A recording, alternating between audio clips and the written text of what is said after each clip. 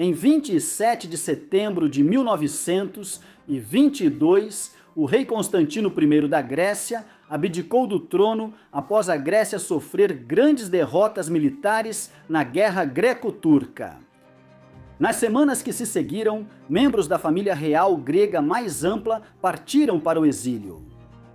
Entre eles estava o príncipe Filipe da Grécia e Dinamarca, que era um bebê na época. Como esse membro exilado da família real grega saiu de uma crise monárquica no Mediterrâneo em 1922 para se tornar o consorte da monarca britânica, Rainha Elizabeth II. Esta é a história do príncipe Filipe da Grécia e Dinamarca, o homem que se tornou o Duque de Edimburgo.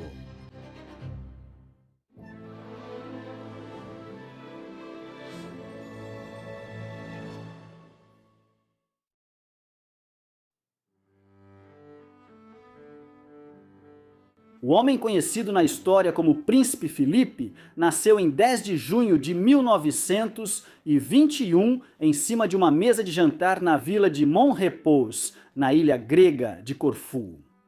Sua certidão de nascimento registra seu nascimento como 28 de maio de 1921, de acordo com o calendário gregoriano. Seu pai era o príncipe André da Grécia e Dinamarca, que era irmão do rei Constantino I da Grécia, tornando Filipe sobrinho do rei da Grécia na época de seu nascimento. No entanto, a família não era grega.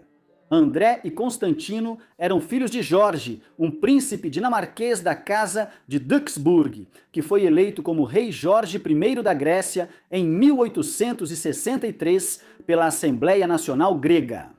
Após a deposição do impopular rei Otto I, da Casa Bávara de Wittelsbach, Filipe era, portanto, um descendente de uma família real dinamarquesa que passou a governar a Grécia como resultado da curiosa política dinástica da Europa do século XIX. A mãe de Filipe era a princesa Alice de Battenberg, filha do príncipe Luís de Battenberg, um príncipe alemão. Ela também era bisneta da rainha Vitória, a monarca britânica de longa vida durante o século XIX. Os primeiros meses de Filipe incluíram uma viagem ao país com o qual ele seria associado durante a maior parte de sua vida. Quando ele tinha apenas 3 meses de idade, seu avô materno, o príncipe Luís de Battenberg, morreu em Londres. Durante a Primeira Guerra Mundial, Luís adotou o sobrenome Mountbatten, para acalmar as preocupações do público na Inglaterra sobre sua herança parcialmente alemã. Foi um nome que Filipe mais tarde adotaria ele mesmo no mesmo país por razões semelhantes. Após a morte de Luís, em setembro de 1921, Filipe foi levado por sua mãe para a Inglaterra para o funeral. De volta à Grécia, no final de 1921, ele foi criado junto com suas 4 irmãs mais velhas, Margarida, Teodora, Cecília e Sofia. Filipe era o único filho homem da família, e por ser o único filho homem de André e Alice, nasceu com uma posição distante na linha de sucessão, tanto ao trono grego quanto ao dinamarquês. A infância de Filipe foi impactada por eventos no leste do Mediterrâneo na época do seu nascimento. No final da Primeira Guerra Mundial, o Império Otomano entrou em colapso e a Turquia foi efetivamente ocupada pela Grã-Bretanha e pelas outras potências vitoriosas da guerra. Uma guerra de independência eclodiu quando nacionalistas turcos, que acabaram sendo liderados por Kemal Atatürk, tentaram estabelecer uma nova República da Turquia. A princípio, esse novo estado se viu bombardeado de todos os lados, enquanto seus vizinhos tentavam tirar proveito à sua custa. Entre eles estava a Grécia, que reivindicou a região costeira do oeste da Turquia, alegando que essa região fazia parte da Grécia histórica há milhares de anos.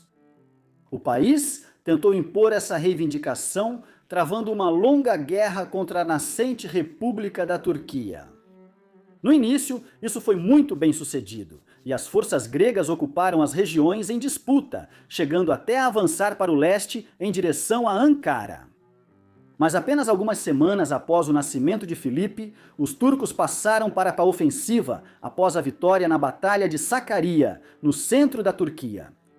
Esse foi o início de uma grande reviravolta para os turcos, e no verão de 1922, a Grécia estava enfrentando uma derrota militar completa. Isso teve implicações para o reinado do rei Constantino e, por extensão, para Filipe e sua família. Diante de uma enorme hostilidade na própria Grécia, devido à derrota para a Turquia, o rei Constantino, tio de Filipe, abdicou em 27 de setembro de 1922. Ele partiu para o exílio, enquanto a família de Filipe logo seguiu seu exemplo. Eles foram resgatados da Grécia pela Marinha Real Britânica e seguiram para o oeste. Foi o início de uma infância e juventude em que Filipe foi um exilado perpétuo. Como ele era apenas um bebê na época, nunca aprendeu a falar grego. E Filipe afirmou muitos anos depois que se considerava principalmente dinamarquês como membro da Casa de Luxemburgo. Após serem exilados da Grécia, em 1922, a família se estabeleceu em Paris. Eles tinham pouca renda e dependiam em grande parte da caridade, recebendo uma casa no subúrbio de Saint-Cloud da cunhada de André, princesa Jorge da Grécia. A família também havia sido privada da cidadania grega e agora viajava com passaportes dinamarqueses.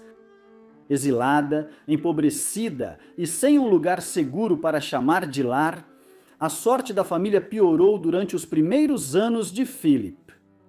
No final da década de 1920, o casamento de André e Alice estava se desintegrando e a saúde mental da mãe de Philip havia piorado consideravelmente. Por fim, ela sofreu um colapso nervoso e foi diagnosticada com esquizofrenia em 1930. Ela foi enviada para um sanatório na Suíça, enquanto André dedicava-se a escrever um livro intitulado Towards Disaster, The Greek Army in Asia Minor, no qual tentava reabilitar sua própria reputação como comandante militar durante a Guerra Greco-Turca. Depois disso, ele foi morar no sul da França, a bordo de um iate com sua amante, a auto-intitulada Condessa André de la Bigne. Assim, antes mesmo de Filipe ser um adolescente, sua família já havia praticamente desmoronado ao seu redor. Para garantir alguma aparência de estabilidade na vida do jovem filho, Filipe foi enviado em 1930 para morar com parentes na Inglaterra. Lá, ele residiu com Victoria Mountbatten, sua avó materna, no Palácio de Kensington, em Londres, antes de ser enviado para a escola Tyne, em Hampshire, onde concluiu o ensino fundamental em 1933. Todas as 4 irmãs de Filipe se casaram com aristocratas alemães, e o próprio Filipe foi enviado para frequentar a Schulschloss Salem, no sul da Alemanha, em 1933. Esse foi o ano em que o partido nazista, sob o comando de Adolf Hitler, chegou ao poder em Berlim pela primeira vez. A escola Schulschloss logo foi forçada a fechar suas portas e se mudar para a Escócia, já que seu fundador, Kurt Hahn, era um educador judeu que enfrentou perseguição na Alemanha sob o regime nazista. Filipe também se mudou para a Escócia em 1935, onde começou a frequentar a nova escola de Hahn chamada Gordenston. Filipe permaneceria em Gordenston de meados ao fim da década de 1930 e foi uma instituição que se tornaria intimamente associada à família real pelo restante do século XX.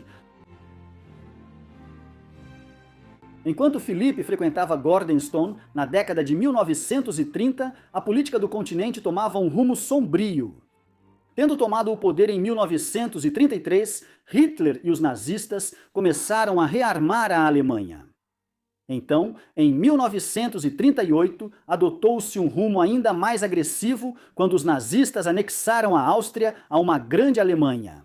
antes de começarem a reivindicar a grande região dos Sudetos de língua alemã na Tchecoslováquia ainda naquele ano. Uma política de apaziguamento por parte da Grã-Bretanha e da França falhou em impedir novas exigências e na primavera de 1939, Hitler e seus associados já haviam tomado o controle de toda a Europa Central.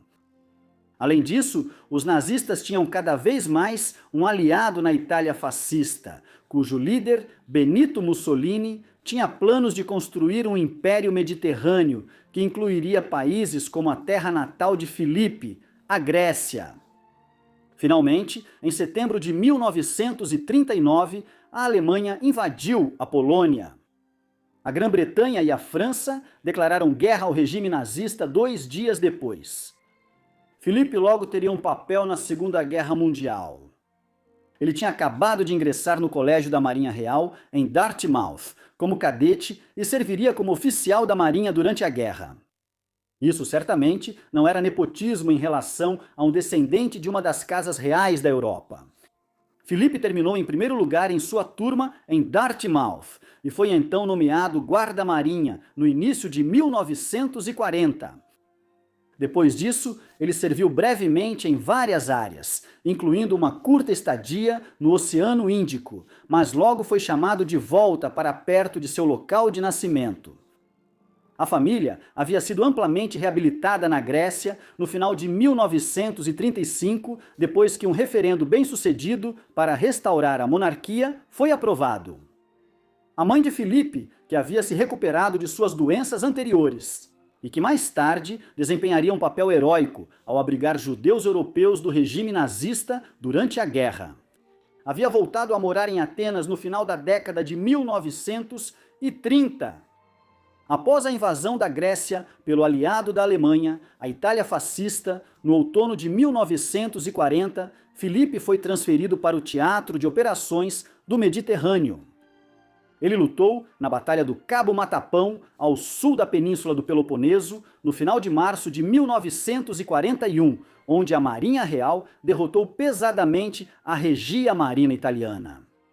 Seu serviço durante essa batalha, que garantiu o controle britânico das rotas entre a Grécia e Creta por algum tempo, foi oficialmente citado em despachos por seus oficiais superiores. O serviço de Filipe durante a guerra continuou a levá-lo a diferentes teatros de guerra nos anos seguintes. Esses foram anos emocionalmente difíceis para ele. Membros de sua família estendida, especialmente as famílias de suas irmãs por casamento, estavam lutando do outro lado da guerra. Por exemplo, o cunhado de Filipe, o príncipe Cristóvão de Hesse, que era casado com sua irmã Sofia, era um membro de alta patente da Força Aérea Alemã. E também membro da SS, a organização paramilitar nazista, que administrava o sistema de campos de concentração. Apesar dessas complicações familiares, não havia dúvida sobre as lealdades políticas de Filipe. Ele foi nomeado imediato do HMS Wallace no outono de 1942 e serviu com mérito durante a invasão aliada da Sicília no verão de 1943.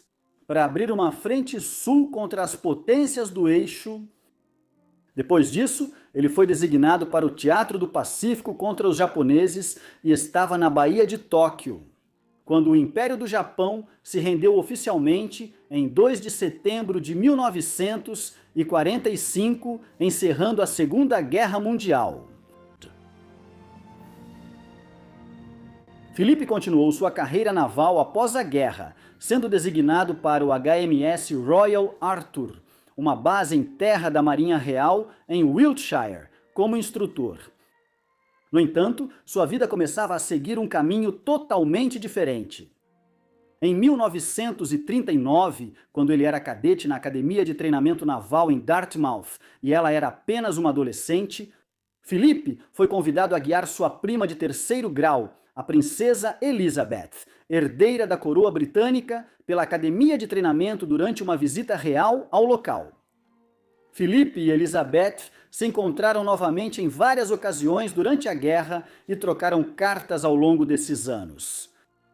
Ela estava evidentemente apaixonada, e quando a guerra terminou e ele voltou para a Grã-Bretanha, eles começaram a se ver com mais frequência.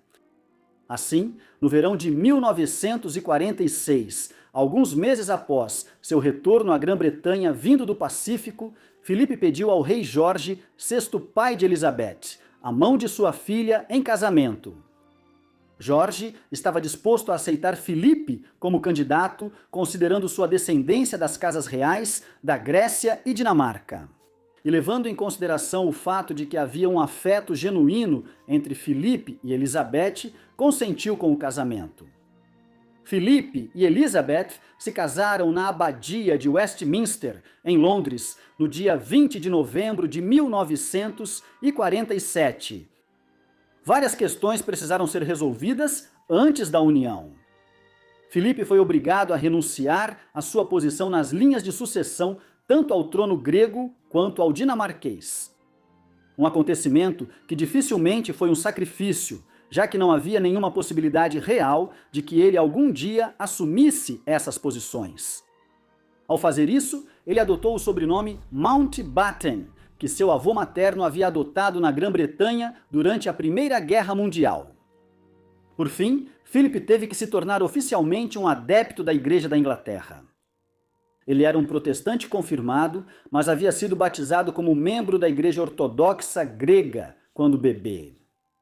Com tudo isso resolvido, a união foi oficializada. A cerimônia de casamento foi transmitida pelo rádio da BBC para uma audiência internacional nas nações da Commonwealth, alcançando centenas de milhões de pessoas. O casamento logo resultou em filhos. Um filho, Charles, nasceu em 14 de novembro de 1948, enquanto uma filha, que o casal chamou de Anne, veio em agosto de 1950. Seguiu-se então um hiato de 10 anos antes que Andrew, que recebeu o nome de seu avô, o pai de Philip, nascesse no início de 1960.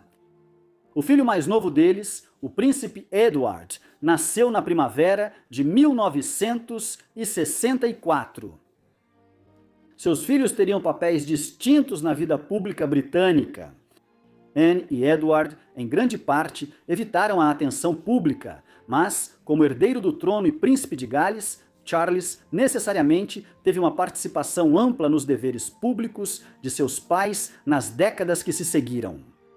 Enquanto Andrew, como veremos, acabaria gerando muita controvérsia pública. Cada um dos filhos de Philip seria enviado para Gordonstoun, na Escócia, a antiga escola de Philip dos anos 1930, para parte de sua educação. Philip recebeu o título de Duque de Edimburgo no dia de seu casamento com Elizabeth. Ele foi apresentado à Câmara dos Lordes no verão de 1948, embora nunca tenha desempenhado nenhum papel real lá, além de ser um membro honorário. No curto prazo, ele continuou sua carreira naval no final da década de 1940. Isso significava que, embora ele e Elizabeth tivessem passado a residir na Clarence House, no Mall, em Westminster, Londres, após o casamento, eles também estavam frequentemente no exterior. Primeiramente, pelos deveres de Elizabeth como herdeira do trono e, em segundo lugar, pela função de Filipe como oficial da Marinha Real. Passou-se uma longa temporada em Malta, no Mediterrâneo, onde Philip estava lotado. Aqui, Filipe recebeu sua designação mais importante até então, servindo como oficial imediato do HMS Chequers, o navio-chefe da primeira flotilha de contratorpedeiros da Marinha Real no Mediterrâneo. Eventualmente, no início dos anos 1950, ele foi promovido a capitão de corveta e colocado no comando do HMS Magpie, uma fragata menor da Marinha Real. Mas, nessa época, a carreira de Filipe como oficial da Marinha estava começando a chegar ao fim, pois Elizabeth estava prestes a assumir como rainha do Reino Unido.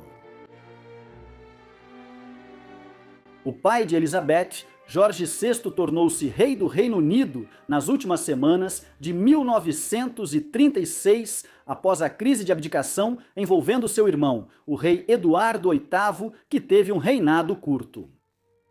O estresse de ser rei durante a Segunda Guerra Mundial combinado com o hábito de fumar muito durante toda a vida, cobrou seu preço na saúde de Jorge.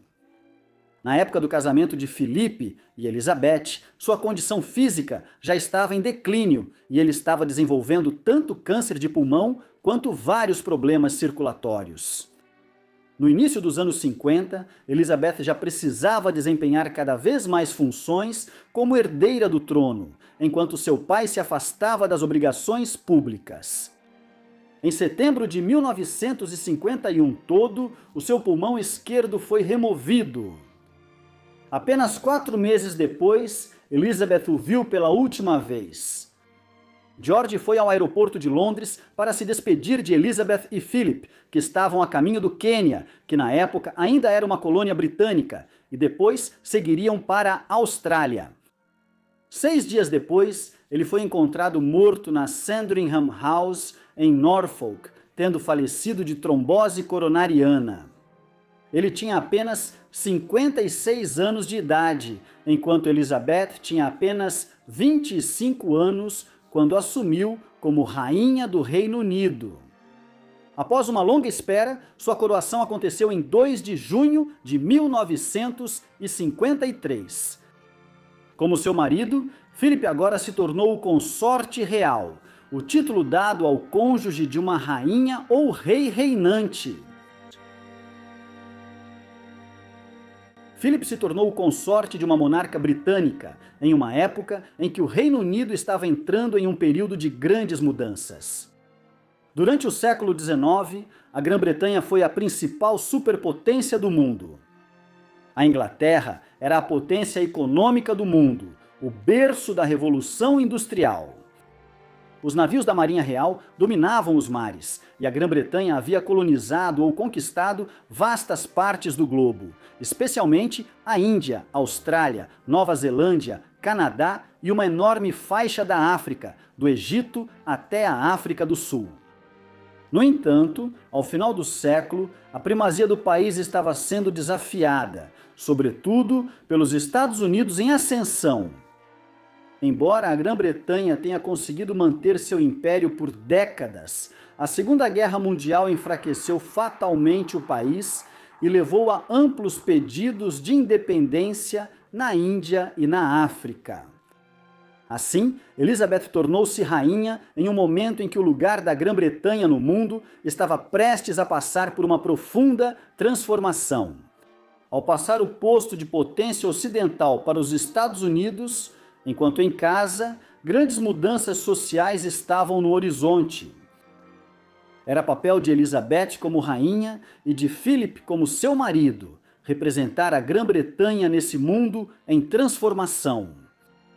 A posição de Philip era desafiadora de outras maneiras.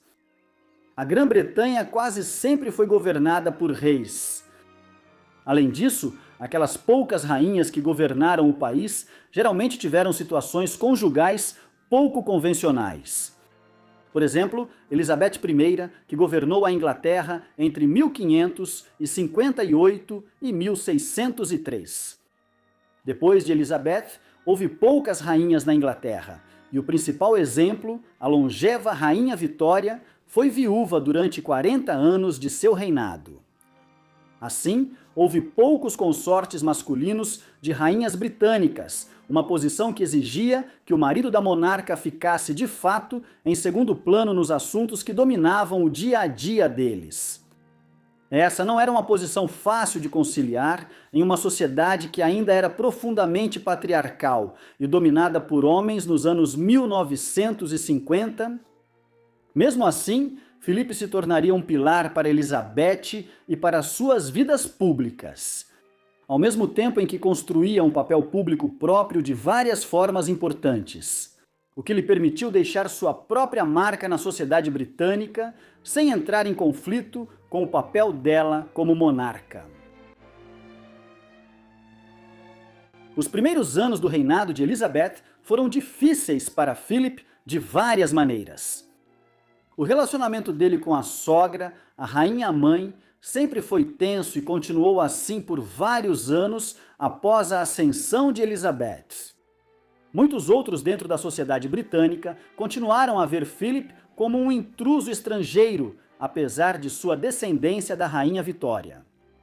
Um desses indivíduos era o primeiro-ministro Winston Churchill, que havia retornado para liderar um novo governo conservador em 1951 e, portanto, estava governando o país na época da ascensão de Elizabeth.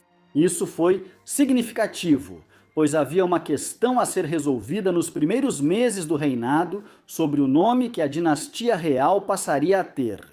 A família real havia adotado o nome Casa de Windsor em meados da década de 1910 para evitar qualquer agitação sobre sua ascendência parcialmente alemã durante a Primeira Guerra Mundial.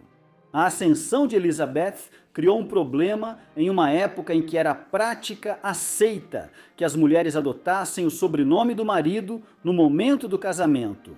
Filipe foi categórico ao afirmar que o nome Mountbatten deveria ser adicionado ao título real, dizendo na época: "Eu sou o único homem no país que não pode dar seu nome aos filhos."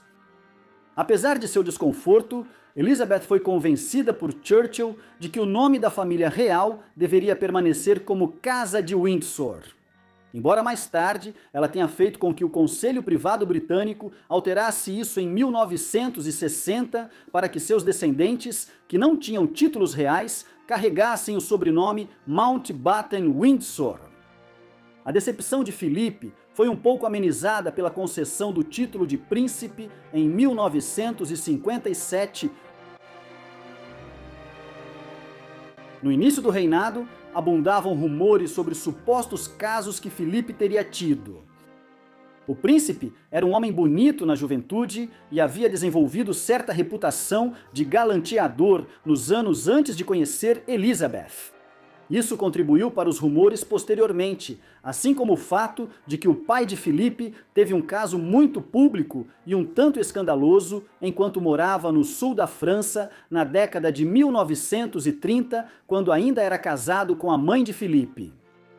Consequentemente, Filipe foi repetidamente ligado a outras mulheres, notavelmente Hélène Corday, uma antiga amiga da família de Filipe, a atriz Anna Massey e a escritora e dramaturga Daphne du Maurier.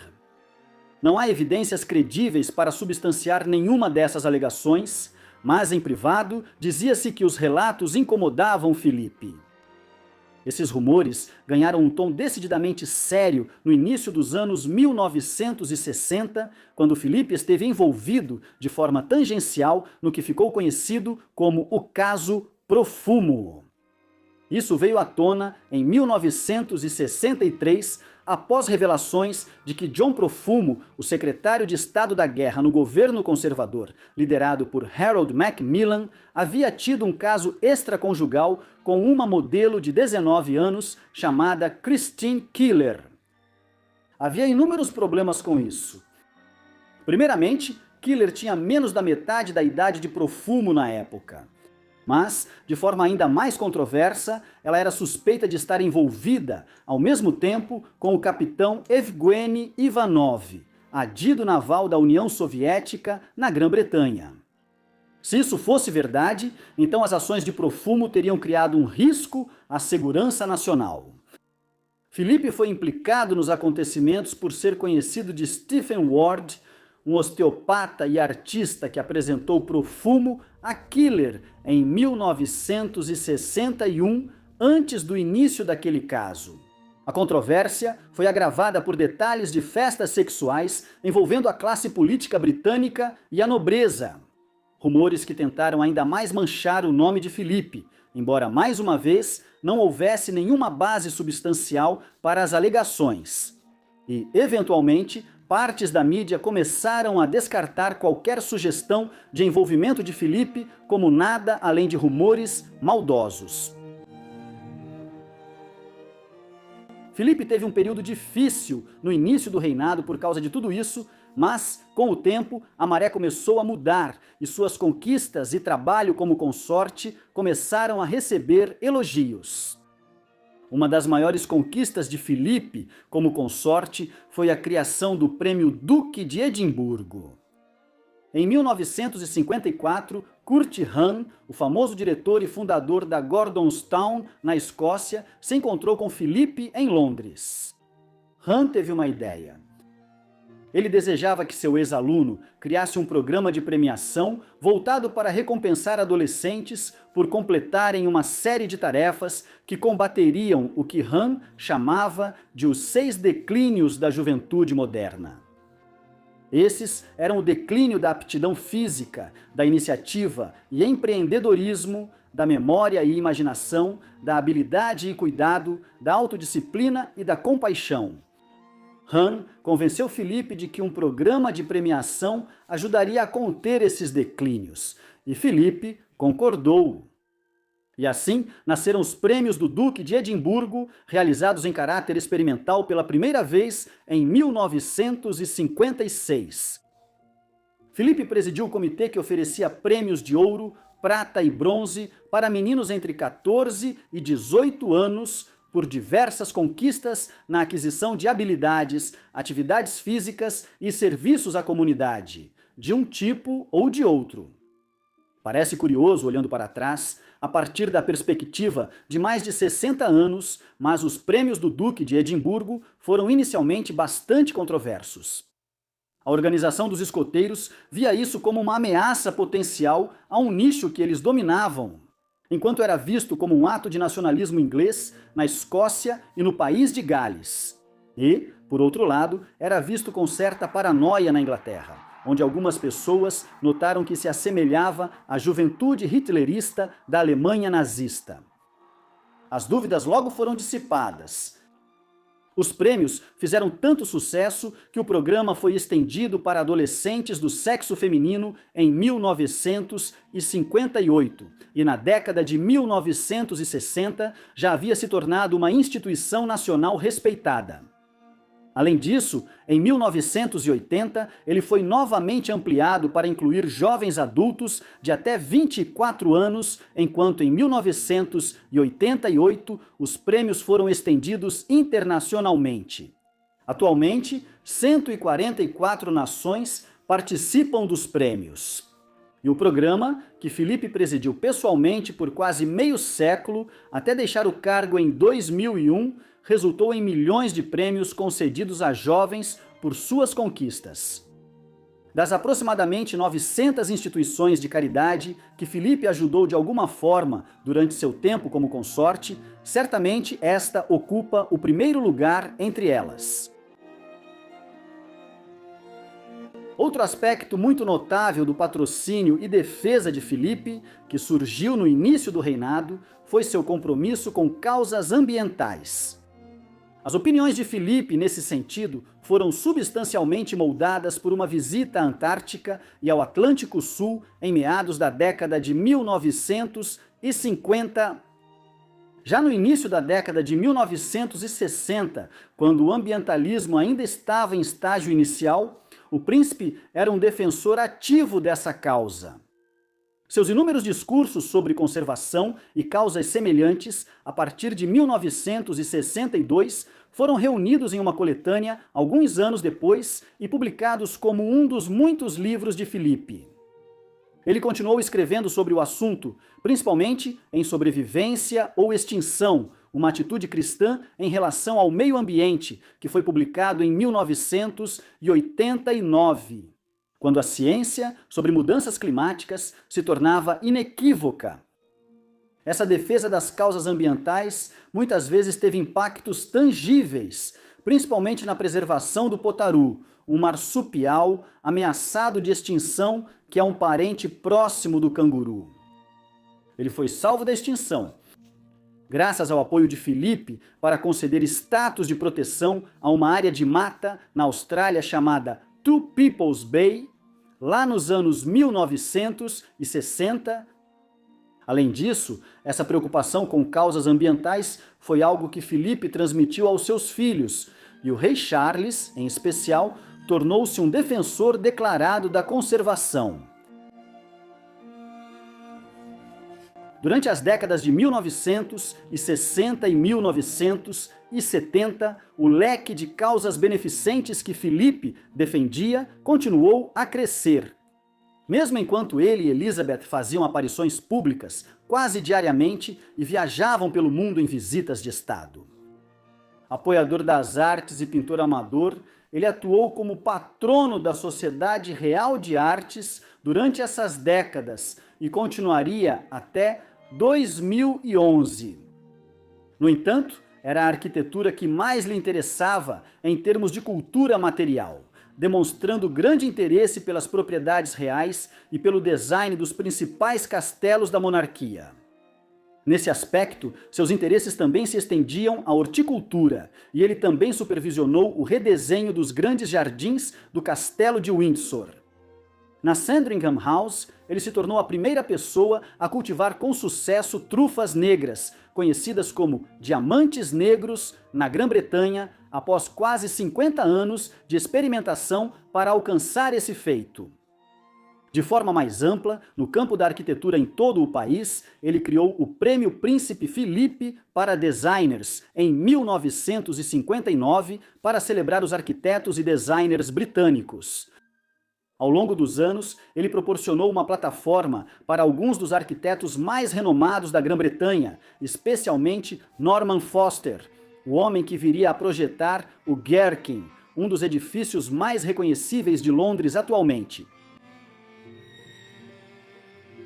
Embora o trabalho filantrópico e a defesa de causas de Filipe tenham sido indiscutivelmente significativos, um dos seus papéis mais importantes foi o de pai. Dentro da família real, ele ocupava uma posição patriarcal bastante tradicional, apesar da posição superior de Elizabeth no país como um todo. Parece haver pouca dúvida de que Ana, a única filha dele e de Elizabeth, era a criança por quem Filipe tinha mais carinho. Quando foi entrevistado na década de 1970, Filipe afirmou que Ana havia herdado dele, de forma mais clara, sua franqueza e praticidade.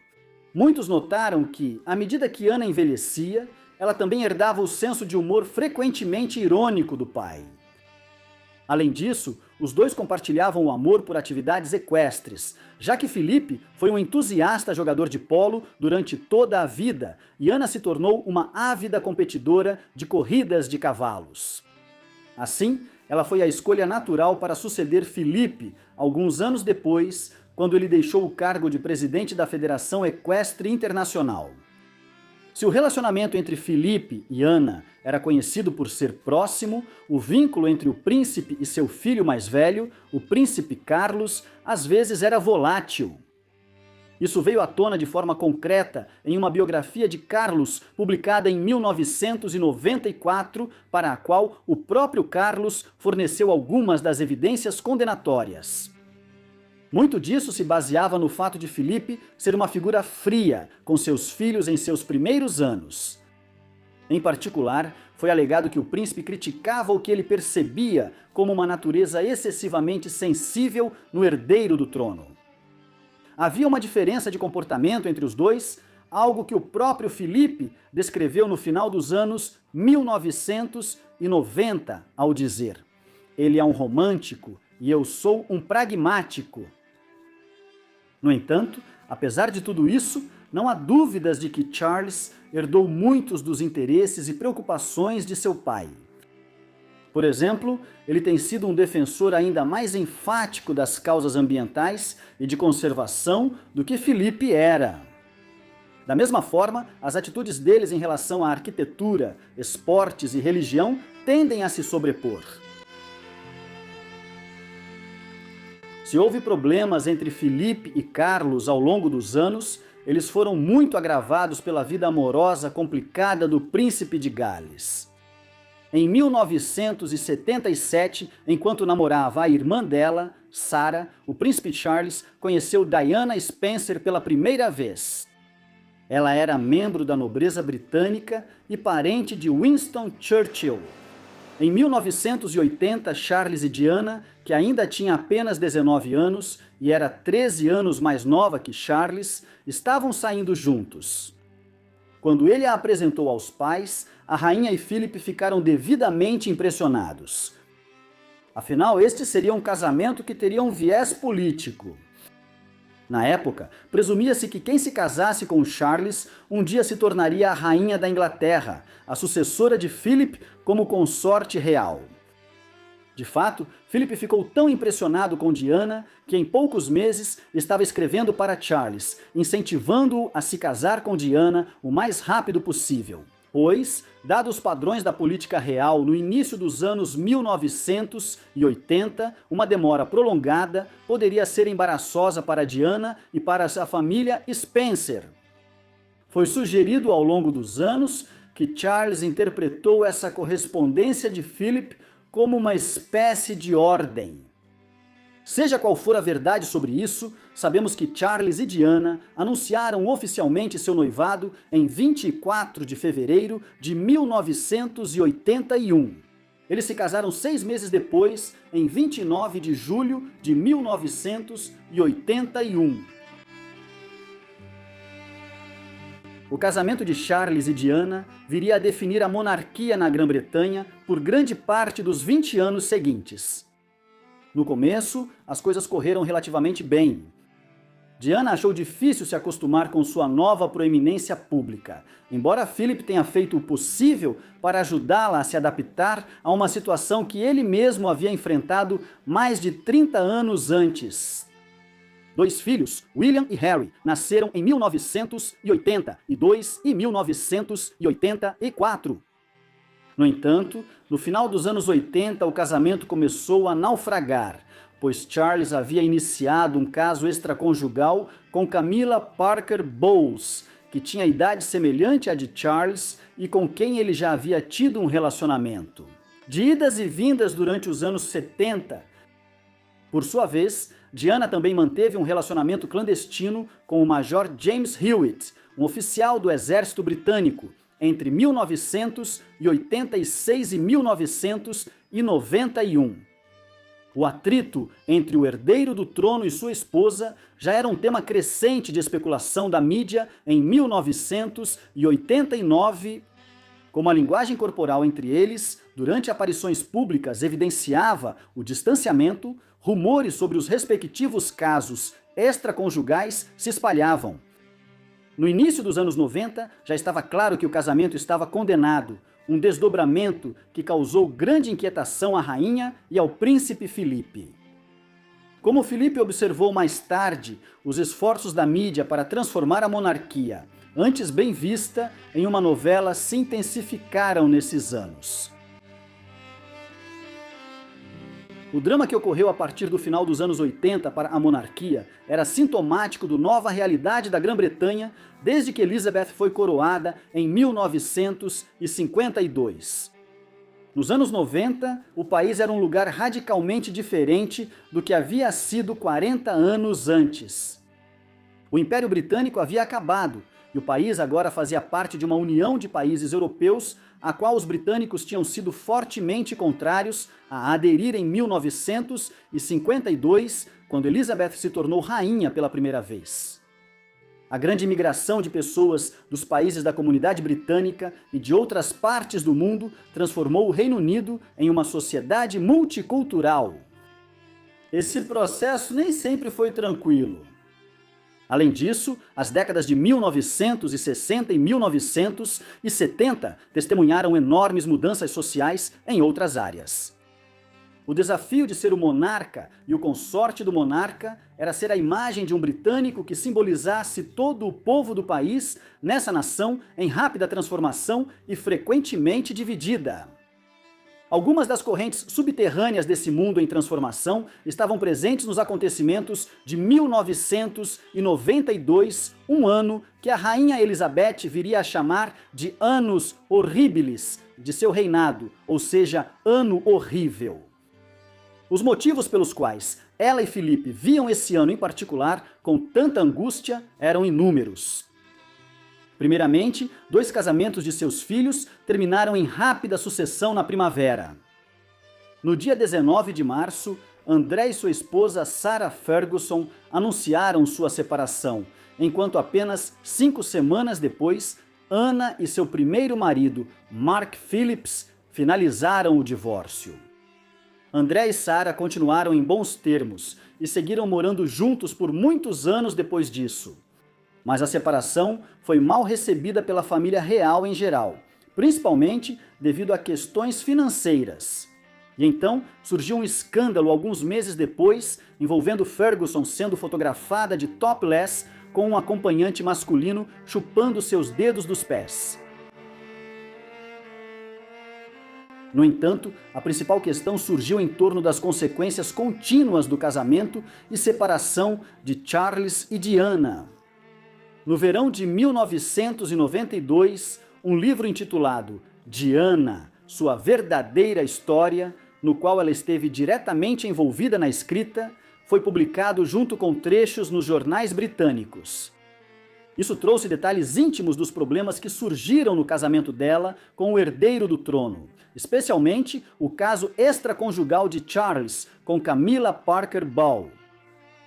O lançamento do livro foi seguido poucas semanas depois pelo vazamento de gravações de telefonemas entre Diana e um companheiro dela chamado James Gilby, o que criou ainda mais problemas para o Palácio de Buckingham. Finalmente, em novembro de 1992, um grande incêndio ocorreu no Castelo de Windsor, a residência tradicional da monarquia britânica. Sem surpresa, apenas 4 dias após esse último evento, enquanto fazia um discurso no Guildhall, em Londres, Elizabeth declarou: 1992 não é um ano que eu vá recordar com prazer absoluto. Nas palavras de um dos meus correspondentes mais compreensivos, acabou sendo um annus horribilis. Tudo isso foi coroado nos últimos dias de 1992, quando Charles e Diana anunciaram sua separação oficial. Philip ficou amargurado com esses acontecimentos e com a maneira como a mídia os cobriu. Quase 10 anos depois, pessoas próximas ao príncipe relataram como ele sentia que os acontecimentos do início dos anos 1990 haviam comprometido grande parte do que ele e Elizabeth tentaram conquistar desde 1952. Os acontecimentos de 1992 e as revelações feitas pela biografia de Diana criaram um abismo entre a princesa de Gales e a família real. Isso estava enraizado na visão de toda a vida da rainha Elizabeth sobre a família real como uma instituição que não expunha questões privadas da família e agia de forma unida. O colapso do casamento de Diana e Charles comprometeu isso, já que a vida privada da família real de repente virou assunto de tabloides quase diariamente no Reino Unido. O nível de intrusão da mídia nesses anos foi tão grande que a irmã de Elizabeth, a princesa Margaret, chegou a queimar sua própria correspondência com Diana para evitar que qualquer coisa caísse nas mãos da imprensa. As coisas continuaram a piorar em meados da década de 1990, especialmente após uma notória entrevista de Diana ao programa Panorama da BBC, concedida ao agora desacreditado jornalista Martin Bashir em 1995. Finalmente, em 28 de agosto de 1996, o divórcio de Charles e Diana foi finalizado. A reputação da família real foi seriamente abalada por toda essa situação. Nenhum dos lados estava isento de culpa, mas a simpatia do público estava com Diana, que era vista como vítima de uma família real insensível e das instituições da coroa. A rainha e o príncipe Filipe foram especialmente criticados por terem virado as costas para sua nora. Pouco disso era verdade, mas a situação se agravou quando, nas primeiras horas do dia 31 de agosto de 1997, Diana morreu após um acidente em Paris, onde ela e seu acompanhante, Dodi Fayed, estavam fugindo em um carro em alta velocidade enquanto eram perseguidos por paparazzi. Quando a notícia chegou à Grã-Bretanha, os filhos de Diana, William e Harry, que ainda eram adolescentes, estavam na propriedade real de Balmoral com seus avós. Nas horas seguintes, Charles decidiu ir para Paris, enquanto a rainha e o príncipe Philip ficaram com os netos. Essa era a preocupação totalmente compreensível dos avós com os netos. Mas, nos dias que se seguiram, a rainha e o príncipe consorte foram injustamente criticados por não serem mais visíveis em público após a morte de Diana. Uma crítica particularmente grave na época, vinda da mídia, foi que as bandeiras no Palácio de Buckingham não estavam a meio mastro em sinal de luto pela morte de Diana.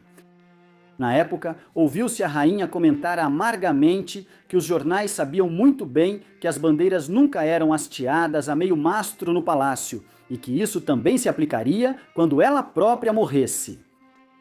Quando o funeral de Diana foi realizado uma semana depois, em 7 de setembro de 1997, na abadia de Westminster, Philip caminhou atrás do caixão com seu filho, netos e o irmão de Diana, o conde Spencer. Após uma pausa nos anos 2000, infelizmente, novas controvérsias familiares surgiram nos últimos anos de vida de Philip. Começando com uma reportagem da BBC, em 2011, foi revelado que o filho do meio dele e da rainha, André, era amigo de Jeffrey Epstein, um financista americano que estava sendo cada vez mais considerado culpado de uma série de crimes sexuais, incluindo o aliciamento de adolescentes menores de idade. Nos anos que se seguiram, as acusações aumentaram para incluir alegações de que André havia participado dessas atividades com Epstein, especialmente após as acusações de Virginia Giuffre, uma americana que afirmou ter sido traficada para André para fins sexuais muitos anos antes por Epstein e sua namorada, Ghislaine Maxwell. Virginia Giuffre era uma adolescente menor de idade na época. Por fim, no início do verão de 2020, à medida que as acusações contra André aumentavam, ele renunciou ao seu papel público como membro ativo da realeza. Talvez de certa forma, felizmente, o príncipe Felipe não estaria vivo para ver André fazer um acordo extrajudicial com Virginia Giuffre em fevereiro de 2022, depois que ela moveu uma ação judicial contra ele. Ou testemunhar sua completa queda em desgraça, quando, em novembro de 2025, ele foi destituído de seus títulos, incluindo príncipe e duque de York, e de seu tratamento, Sua Alteza Real, por seu irmão, o rei Carlos. Ao mesmo tempo em que a controvérsia em torno de André se desenvolvia, outra questão surgiu envolvendo o neto de Felipe, Harry, o filho mais novo do príncipe Charles e da princesa Diana. Em 2018, ele se casou com Meghan Markle, uma atriz americana, e o casal recebeu os títulos de Duque e Duquesa de Sussex. A intenção era que eles fossem membros ativos da realeza, que começariam a assumir algumas das funções públicas, das quais Felipe vinha se afastando na década de 2010 e se aposentou completamente em 2017 devido à sua idade avançada. No entanto, em 2020, ao mesmo tempo em que André estava renunciando às suas funções públicas, Harry e Meghan também abandonaram seu papel como membros ativos da realeza, alegando que a intrusão excessiva da mídia os levou a tomar essa decisão e que eles iriam se mudar para os Estados Unidos. Talvez um dos aspectos mais tristes de toda essa situação tenha sido esse. Harry e Meghan deram uma longa entrevista à apresentadora americana Oprah Winfrey no início de março de 2021.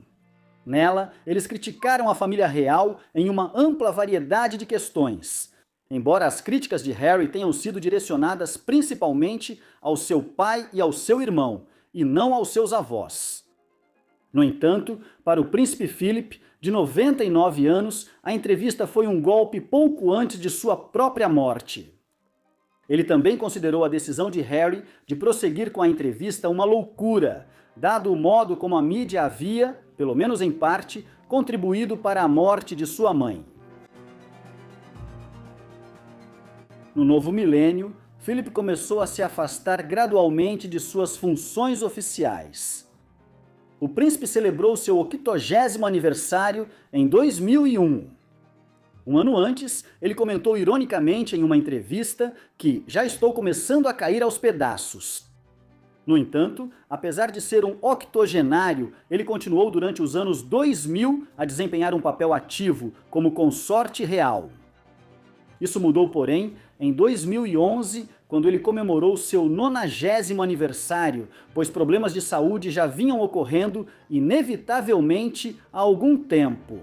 Apenas algumas semanas após o aniversário marcante, em 2011, ele foi internado no hospital e tratado por problemas cardíacos. Uma infecção na bexiga veio em seguida, em 2012. Como resultado, Felipe foi gradualmente se desfazendo dos muitos cargos que ainda ocupava como dirigente, presidente ou patrono de várias instituições de caridade, fundações e causas. Muitas vezes, ele passava esses papéis para seus filhos ou, cada vez mais, para seus netos e outros membros mais distantes da família real. Finalmente, em agosto de 2017, ele se aposentou de suas funções reais aos 96 anos de idade. Até então, ele já havia realizado mais de 22 mil compromissos individuais como consorte real ao longo de um período de 64 anos. Em março de 2020, a disseminação do vírus Covid-19, que havia surgido na China alguns meses antes, foi oficialmente declarada como uma pandemia pela Organização Mundial da Saúde. Considerando a idade avançada, Philip e a rainha eram ambos altamente vulneráveis. No entanto, embora Philip tenha falecido durante a pandemia, não foi em decorrência da doença viral. Ele morreu em casa no castelo de Windsor, em 9 de abril de 2021. A causa da morte dele foi simplesmente registrada como velhice. Felipe estava há poucas semanas de completar 100 anos de idade. Quando ele morreu, ele era o consorte real com mais tempo de serviço na história mundial, tendo servido por 68 anos. Mas, apesar da morte de um servidor do Estado por tanto tempo, a Grã-Bretanha não pôde lamentar sua partida da maneira que teria sido desejável, pois restrições severas a reuniões, inclusive em funerais, ainda estavam em vigor na Grã-Bretanha no final da primavera de 2021 devido à pandemia. Assim, quando o funeral de Felipe foi realizado em 17 de abril de 2021 na Capela de São Jorge, no Castelo de Windsor, apenas um pequeno grupo de familiares próximos pôde comparecer. Essa cerimônia espartana foi posteriormente contrastada com a imprudência que prevalecia dentro do governo na época, quando posteriormente veio à tona que os principais funcionários públicos de Boris Johnson estavam realizando festas regularmente no número 10 da Downing Street, mesmo enquanto o funeral de Felipe estava sendo organizado. Sepultar seu marido, com quem foi casada por mais de 73 anos, foi um dos últimos grandes eventos do reinado de Elizabeth. Sua saúde se deteriorou rapidamente após o falecimento dele e ela morreu 1 ano e meio depois, em 8 de setembro de 2022. Com isso, o filho mais velho deles finalmente sucedeu como rei Charles III. Príncipe Philip foi o consorte real com maior tempo de serviço da história mundial. Ninguém vive tanto tempo sob os olhos do público sem deixar uma impressão indelével. Invariavelmente, essa impressão teve altos e baixos. Infelizmente, os baixos marcaram tanto o início quanto o fim de grande parte do período dele como consorte real. Na década de 1950, Felipe sofreu muita publicidade negativa devido à sua ascendência parcialmente alemã e à percepção de que ele era um estrangeiro. O relacionamento dele com a mãe de Elizabeth e, de fato, com o primeiro-ministro do início dos anos 1950, Winston Churchill, era ruim. Ele não gostou de não poder passar seu sobrenome aos filhos dele e de Elizabeth. Um período de lua de mel se seguiu para ele e para a rainha, entre meados dos anos 1960 e meados dos anos 1980. Mas problemas surgiram de várias formas. Novamente, nos anos 1990. Isso começou com a maioria dos casamentos dos filhos deles terminando em divórcio, sendo o mais conturbado o caso de Charles e Diana. Depois, nos últimos anos de sua vida, a controvérsia em torno do comportamento de Andrew e a separação de Harry e Meghan da família real criaram novos problemas. No entanto, seria errado focar apenas nos aspectos negativos. O príncipe certamente deveria ser mais lembrado por uma vida inteira de serviço prestado à coroa. Sua atuação como consorte real foi imensa. Além de fazer mais de 22 mil aparições solo como consorte real, um número que equivale a quase uma aparição por dia, todos os dias, ao longo dos 64 anos em que serviu ativamente como consorte real. Ele fez quase 5.500 discursos e viajou com a rainha em todas as visitas de Estado durante esse mesmo período. Somente em seu 80º ano, ele participou de 559 compromissos.